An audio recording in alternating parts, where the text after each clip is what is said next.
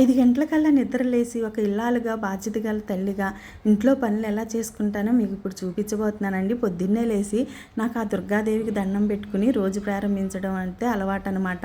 ఇక నైటే గిన్నెలన్నీ కడుక్కోవడం వల్ల చక్కగా వంటగదంతా చూడంగానే నాకు ప్రశాంతంగా ఉంటుంది, నీట్గా. ఇక ఆ తర్వాత అయితే ముందు అయితే బ్రష్ చేసేసుకుని ఆ తర్వాత ఇల్లు వాకిళ్ళన్నీ ఊడ్చి తుడుచుకుంటానమాట.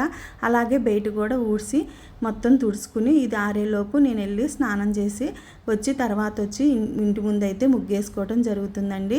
స్నానం చేసినాకే ముగ్గేసుకుంటానమాట. ఎందుకంటే బయట ఆరేలోపు వెళ్ళి ముగ్గేసుకోవచ్చని. ఆ తర్వాత పిల్లలకు క్యారేజీ అయితే కట్టాలి కదా, అందుకని బియ్యం కడిగి ఫస్ట్ అయితే పొయ్యి మీద పెడతాను. ఈలోపు నేను పూజకి అయితే పువ్వులు కోయడానికి కిందకి వెళ్తానండి. ఈలోపు అన్నం కూర ఉడికిపోయిద్ది కదా, అందుకని చెప్పేసి అన్నం కడిగి పొయ్యి మీద పెడతా. సూర్యుడు చూడండి ఎంత బాగున్నాడు, ఇప్పుడే గర్భంలో నుంచి బయటకు వచ్చిన శిశువులా ఉన్నాడు కదా.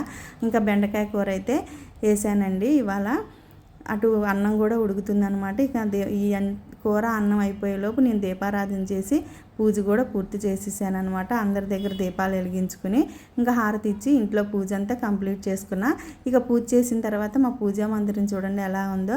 ఆ శివయ్య శంకు పూల మధ్యలో చాలా అందంగా ఉన్నాడు కదా. ఇక అమ్మవారి దగ్గర కూడా దీపం అయితే పెట్టుకున్నానండి. ఇలా ప్రతిరోజు నేను నిత్య దీపారాధన అనేది చేసుకుంటానమాట. ఇక నా పూజ అంతా కంప్లీట్ అయిపోయాక, వంట కంప్లీట్ అయిపోయాక ఇక పిల్లల్ని అయితే లేపుతానండి. ఇక చిన్నోడిని అయితే లేపి వాడికైతే టిఫిన్ వేసి ఇచ్చా. వాడికి బాగా ఆకలేస్తుందంట, అందుకని చెప్పి స్నానం చేయకముందే వాడు టిఫిన్ అయితే తినేసేసాడు. ఇక ఆ తర్వాత వాడికి రెడీ అయిపోయాడండి. ఇక నేను వాడినైతే కొబ్బరి నూనె రాసేసి ఇక వాడినైతే రెడీ చేశాను. ఇంకా పిల్లోడు కూడా స్కూల్కి వెళ్ళిపోయాడండి. రోజు నా బాధ్యత అయితే ఇలానే ఉంటుంది, అందరికీ అంతేలేండి.